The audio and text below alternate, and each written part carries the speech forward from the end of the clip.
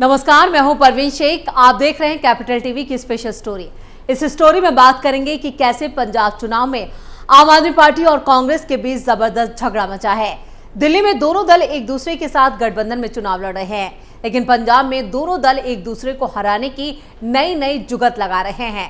इस बीच कांग्रेस और आम आदमी पार्टी को छोड़ने वालों की भी लाइन लग गई है। पंजाब में मतदान से पहले ही कांग्रेस के कई बड़े नेता बीजेपी में शामिल हो चुके हैं, तो वहीं पंजाब की सत्ता पर काबिज आम आदमी पार्टी में भी भगदड़ मची है। इन दोनों पार्टियों के नेता बीजेपी की शरण में जा रहे हैं।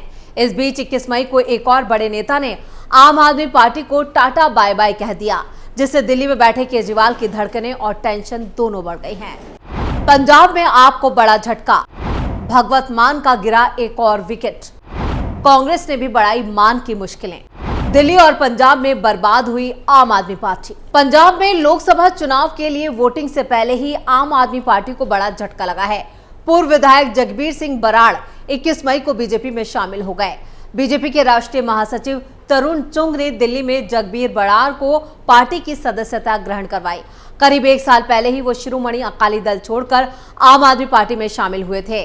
आम आदमी पार्टी की तरफ से दरकिनार किए जाने से जगबीर बराड़ नाराज चल रहे थे। बीजेपी में शामिल होने के बाद जगबीर सिंह बराड़ ने कहा, पीएम मोदी की नीतियां मुझे प्रभावित करती रही हैं। करतारपुर साहिब कॉरिडोर खोलना हमारे लिए बड़ी बात है। उन्होंने कहा कि पंजाब में डबल इंजन की सरकार की बहुत जरूरत है, ताकि पंजाब को नशा मुक्त बनाकर रोजगार बढ़ाया जा सके। उन्होंने ये भी कहा कि मैं पेशे से एडवोकेट हूँ। मैंने 4 से 5 साल तक हाईकोर्ट में प्रैक्टिस की है। और इस दौरान बीजेपी के राष्ट्रीय महासचिव तरुण चुंग ने प्रेस कॉन्फ्रेंस को संबोधित करते हुए कहा, आम आदमी पार्टी के कारण पंजाब में घुटन है। पीएम की गरीबों के प्रति सोच से जगबीर सिंह बराड़ प्रभावित है। गुरुपुरब शान शौकत से मनाना हो या पंजाब में कैंसर इंस्टीट्यूट बनाना हो, वो सभी एस्पेक्ट को देखते हुए आज जगबीर सिंह बीजेपी में शामिल हुए हैं। शिरोमणि अकाली दल की सरकार के दौरान जगबीर सिंह बराड़ जालंधर कैंट से विधायक चुने गए थे। जालंधर में उपचुनाव के दौरान जगबीर सिंह बराड़ ने आम आदमी पार्टी को अच्छे खासे वोट दिलवाए थे और कैंट हलके में बराड़ की अच्छी पकड़ भी मानी जाती है। आम आदमी पार्टी में कोई बड़ा राजनीतिक ओहदा न मिलने के चलते उन्होंने पार्टी से किनारा कर लिया। अब जगबीर सिंह बराड़ के बीजेपी में आने से जालंधर लोकसभा सीट पर बीजेपी को मजबूती मिल सकती है। जालंधर लोकसभा सीट की अगर बात की जाए तो यहाँ पर सांसद सुशील कुमार रिंकू पहले ही आम आदमी पार्टी छोड़कर बीजेपी में जा चुके हैं। वो अब बीजेपी की टिकट पर जालंधर से लोकसभा का चुनाव भी लड़ रहे हैं। जालंधर लोकसभा सीट पंजाब की 13 सीटों में से एक है। ये सीट अनुसूचित जातियों के लिए आरक्षित पंजाब की 4 संसदीय सीटों में से एक है। इन संसदीय सीटों के अंतर्गत कुल 9 विधानसभा की सीटें आती हैं और ये 9 सीटें हैं फिलौर, नकोदर, शाहकोट, करतारपुर, जालंधर पश्चिम, Jalandhar central, Jalandhar north, Jalandhar cantt और आदमपुर। इन 9 सीटों में से 4 विधानसभा फिलौर, करतारपुर, जालंधर वेस्ट और आदमपुर की सीटें SC/ST समुदाय के लिए आरक्षित हैं। जालंधर लोकसभा सीट के पहले सांसद अमरनाथ थे। उनके बाद अगले 20 साल तक इस सीट से भारतीय राष्ट्रीय कांग्रेस के सरदार स्वर्ण सिंह चुने जाते रहे। स्वर्ण सिंह के जालंधर लोकसभा सीट से जीतने का जो सिलसिला था वो 1957 से शुरू हुआ था और 1977 तक जारी रहा।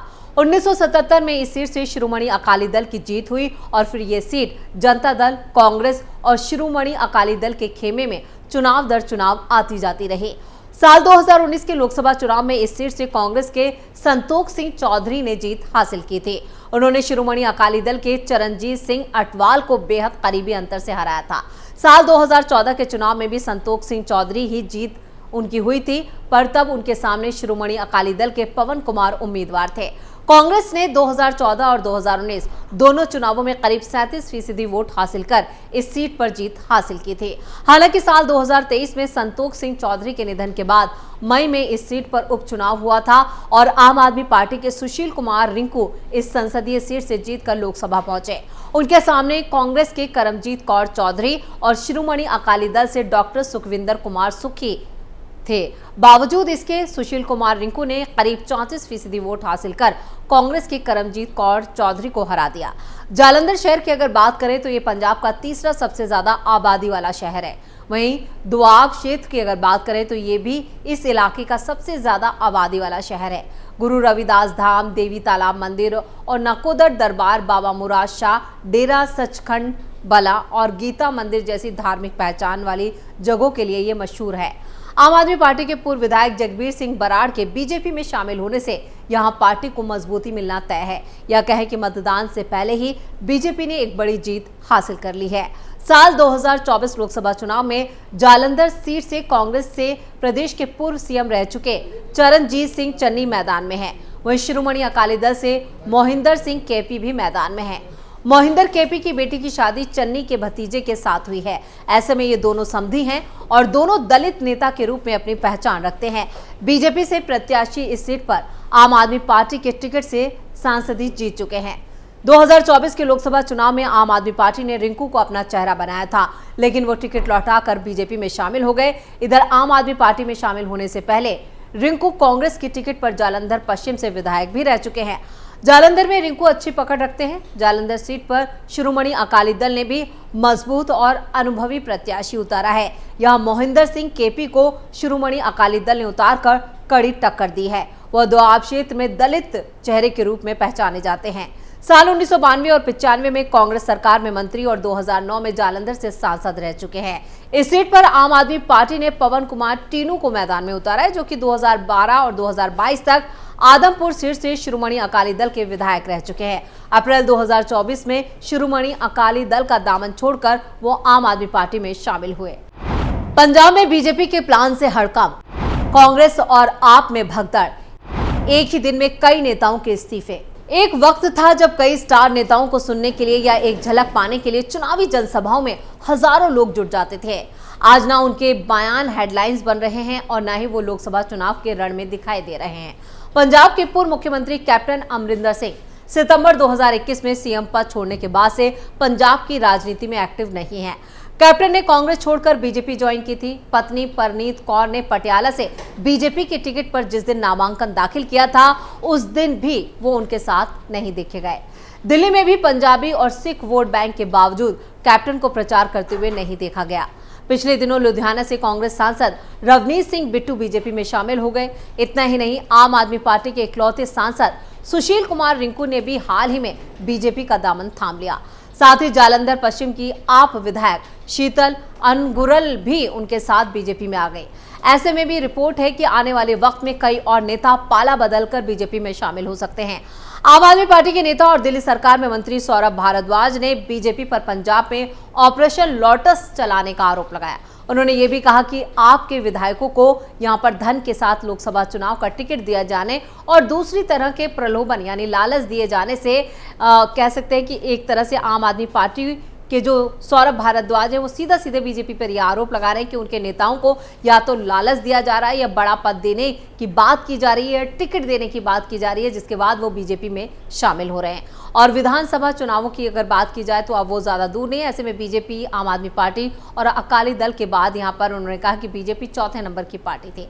हालांकि कांग्रेस की तरफ से पहले भी कई नेता जैसे कैप्टन अमरिंदर सिंह के बाद उनकी पत्नी परनीत कौर, पूर्व वित्त मंत्री मनप्रीत सिंह बादल और पार्टी के प्रदेश अध्यक्ष सुनील जाखड़ भी बीजेपी में शामिल हो चुके हैं और सुनील जाखड़ ही अब बीजेपी के प्रदेश अध्यक्ष हैं। बीजेपी की रणनीति क्या है? साल 1996 में जब बीजेपी को अकाली दल का बिना शर्त समर्थन हासिल हुआ, बीजेपी की राजनीतिक हैसियत पंजाब में जूनियर पार्टनर की रही। उसे संसदीय और विधानसभा चुनावों के लिए गठबंधन के भीतर कुछ सीटें ही मिल पाती थी। इसी वजह से बीजेपी अब तक एक मजबूत राजनीतिक धरातल तैयार नहीं कर पाई।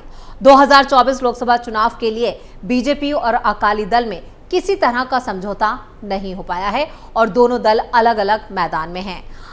अकाली दल ने 2020 में हुए किसान आंदोलन के बीच अपने पुराने साथी से नाता तोड़ लिया था और इस बार सभी संसदीय सीटों पर लड़ने के बाद बीजेपी इस बात का लेखा जोखा कर सकती है कि 117 विधानसभा सीटों पर संघर्ष में उसकी स्थिति क्या बन सकती है।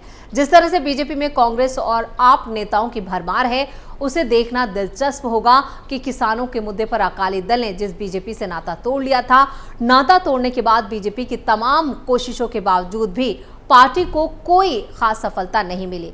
पिछले विधानसभा चुनाव में तो पार्टी को सिर्फ 2 सीटें मिली थी। शायद यही वजह है कि बीजेपी ने सभी दलों के नेताओं के लिए अपने दरवाजे खोल दिए हैं। कांग्रेस राज में पंजाब के मुख्यमंत्री रहे कैप्टन अमरिंदर सिंह और पंजाब कांग्रेस अध्यक्ष सुनील जाखड़ तो बीजेपी में पहले ही आ गए थे। हाल ही में लुधियाना से कांग्रेस के सांसद रवनीत सिंह बिट्टू भी बीजेपी में शामिल हो चुके हैं। आम आदमी पार्टी के इकलौते सांसद सुशील कुमार रिंकू भी यहां पर बीजेपी में शामिल हो गए हैं, जो बीजेपी की टिकट पर जालंधर से ही चुनावी मैदान में हैं। और आपको बता दें कि यहां पर आपकी विधायक शीतल अनगुरल भी यहां पर उनके साथ बीजेपी में शामिल हुई। नौबत यहां तक आ गई कि आम आदमी पार्टी के नेता और दिल्ली सरकार में मंत्री सौरभ भारद्वाज को यह कहना पड़ा कि बीजेपी पंजाब में ऑपरेशन लोटस चला रही है। सवाल यह भी है कि सबसे बड़े राजनीतिक दल होने का दावा करने वाले राजनीतिक दल को इन लोगों के पार्टी में शामिल होने से क्या हासिल होगा, जबकि पंजाब में बीजेपी की राजनीतिक जमीन बहुत छोटी है। राजनीतिक विश्लेषकों का कहना है कि मौजूदा हालात में राज्य में कांग्रेस और आम आदमी पार्टी का पलड़ा यहां पर जो भारी दिख रहा है, लेकिन बीजेपी और पूर्व कांग्रेसी रवनीत सिंह बिट्टू जैसे नेताओं को पार्टी में शामिल कराकर जनता को संदेश देना चाहती है कि बीजेपी को कमजोर समझने की कोई गलती ना करे। रवनीत सिंह बिट्टू पूर्व कांग्रेसी नेता और पंजाब के पूर्व उप मुख्यमंत्री बेअंत सिंह के पोते हैं और 3 बार कांग्रेस पार्टी से सांसद भी रह चुके हैं। इधर राज्य विधानसभा में नेता प्रतिपक्ष प्रताप सिंह बाजवा के भाई फतेह जंग बाजवा, पूर्व मंत्री राजकुमार वोरका और राणा गुरमीत सिंह लोधी, केवल सिंह ढिल्लो और कई कांग्रेस नेता अब बीजेपी के साथ हैं। यानी यहाँ पर पंजाब बीजेपी की अगर बात की जाए तो उसमें सबसे ज्यादा कांग्रेसी नेता नजर आ रहे हैं और यही संदेश बीजेपी ने यहाँ पर कांग्रेस और बाकी जो राजनीतिक दल हैं, आम आदमी पार्टी जो सत्ता पर काबिज है पंजाब की, उसको देने की कोशिश की है। तो स्पेशल स्टोरी में इतना ही। वीडियो कैसा लगा नीचे कमेंट करके अपनी राय जरूर दें। वीडियो को लाइक करें, शेयर करें और कैपिटल टीवी को अगर सब्सक्राइब नहीं किया है तो जल्दी से सब्सक्राइब कर लें। नमस्कार।